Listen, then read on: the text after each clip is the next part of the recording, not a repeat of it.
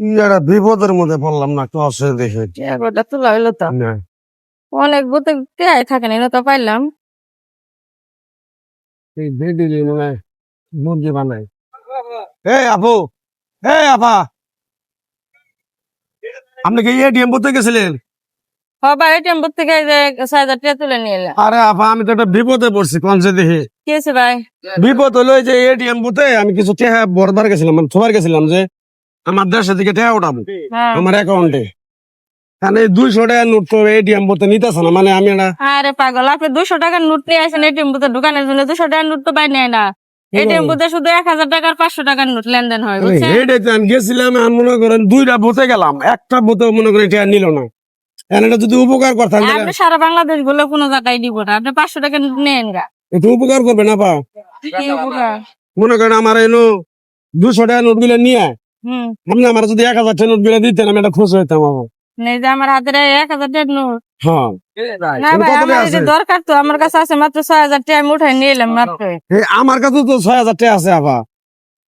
6,000 টাকা আমি এখন পাইতে আমার পারবো না। এটা দরকার, আমার ১,০০০ টাকা নোট ছাড়া ওই খুচরাটা হিসাব করবার গেলে আমার গোলমাল পাই যাবে। আল্লাহ, 6,000 টাকা তো বেশি টাকা না আপা।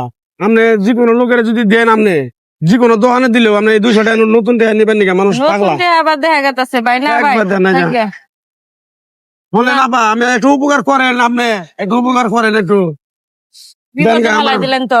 না, আমারও 6,000 টাকাই আছে আপা। আমার মা হাসপাতাল নিয়ে যাবো তো, এখন আমার অ্যাকাউন্টের থেকে টাকা নাই, ওই আমার অন্য থেকে দেখাতেছে। ঠিক করি, আর আপনি তো বিপদে ফেলাই দিলেন আমার। আচ্ছা ধরেন এই যে আমার কাছে নতুন টাকা নিয়েছিলাম তো, টাকা চিনিও না ভালো করে না। আমরা দেখে নেন, আমরা আপনার মিশা কথা আমি বুঝি না ভাই, টাকা চিনে দেন, আমরা উপকার করলেন আপা। ভাই। তাহলে ৬,০০০ আছে নু, 6,000 আছে। আবার একটা নতুন টাকা দাদা নতুন করকরাটা হয় না, নতুন টাকা না গো দাদু রাগ করলেন? না।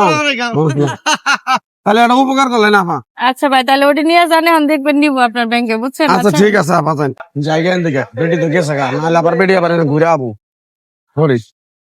তো এতক্ষণ যারা মনোযোগ দিয়ে ভিডিওটা শুরু থেকে শেষ পর্যন্ত দেখলেন, সবাইকে ধন্যবাদ জানাচ্ছি। কারণ এইসব ভিডিও কিন্তু সবাইকে সতর্ক করার জন্য আমরা তৈরি করি।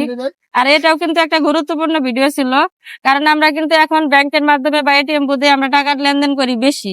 তো এই সময় কিন্তু দেখা যায় যে অনেকেই একটু বোকা আছেন, যারা বুঝেন না যে আসলে 200 টাকার নোট 100 টাকার নোট এগুলো কিন্তু এটিএম বুথে লেনদেন হয় না। আর এই সরলতার সুযোগ নিয়ে কিন্তু প্রতারকরা এই কাজটাই বেশি করতেছে বর্তমানে। কারণ এই যে উনি যে আমাকে বললো যে 200 টাকার নোট নেয় না, আমাকে চেঞ্জ করে 1,০০০ টাকার নোটটি দেন। তো মূলত 1,০০০ টাকার নোটটি কিন্তু ভালো, আমি কিন্তু ভালো টাকা নিয়ে আসছিলাম। তো ওনার হাতে যে টাকা দিয়েছিল উনি কিন্তু জাল টাকা দিয়ে আমার কাছ থেকে ভালো টাকা নিয়ে গেছে। এটা কিন্তু একটা প্রতারণার আসল মূল কাঠি, বুঝছেন? তো যাই হোক, ভিডিওটা যারা দেখলেন সবাই সতর্ক থাকবেন। আপনারা ব্যাংকের আশেপাশে কিন্তু প্রতারকটা বেশি দেখা যায়, আপনারা এ ধরনের লোক থেকে দূরে থাকবেন। আর এভাবে টাকা কেউ লেনদেন করবেন না। আর যার বিশেষ করে নতুন টাকাটা বেশি ভালো করে যাচাই করে নিবেন। সবাই ভিডিওটা বেশি বেশি শেয়ার করবেন, এমনকি সতর্ক থাকবেন।